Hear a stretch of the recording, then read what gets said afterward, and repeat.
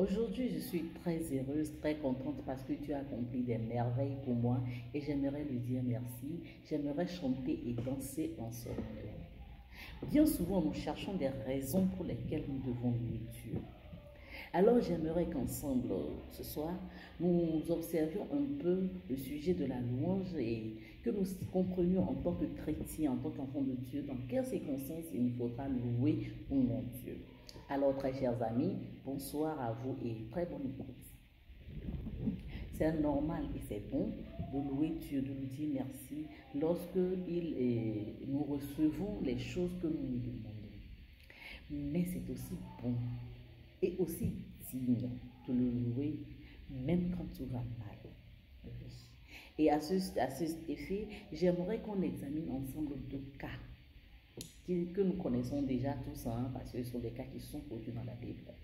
Le premier cas, c'est dans le livre de Josué, chapitre 6.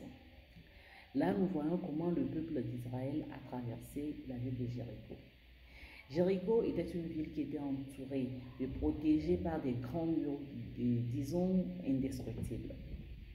Mais avec quelle arme les Israélites à l'époque avaient-ils réussi à faire écrouler les murs de Jéricho? Tout simplement la louange. Dans 2 Chroniques 20, surtout les versets 20 à 22, nous avons aussi là une démonstration de la puissance de la louange. Lorsque Josaphat, face aux adversaires, après avoir invoqué Dieu et après avoir reçu la déclaration prophétique de la part de Dieu, il s'est mis de commun accord avec le peuple de chanter les louanges de Dieu.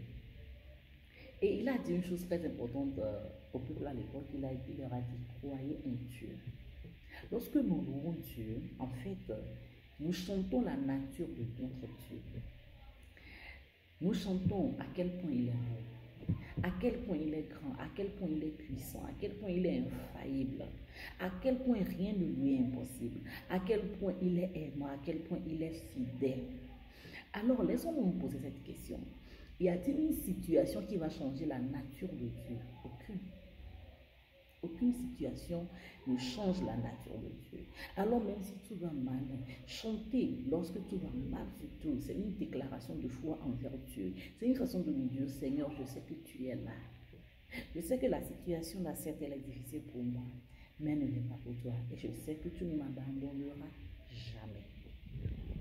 Alors lorsque nous chantons, même dans les moments difficiles, nous sommes en train de dégager des armes. Nous faisons sortir des armes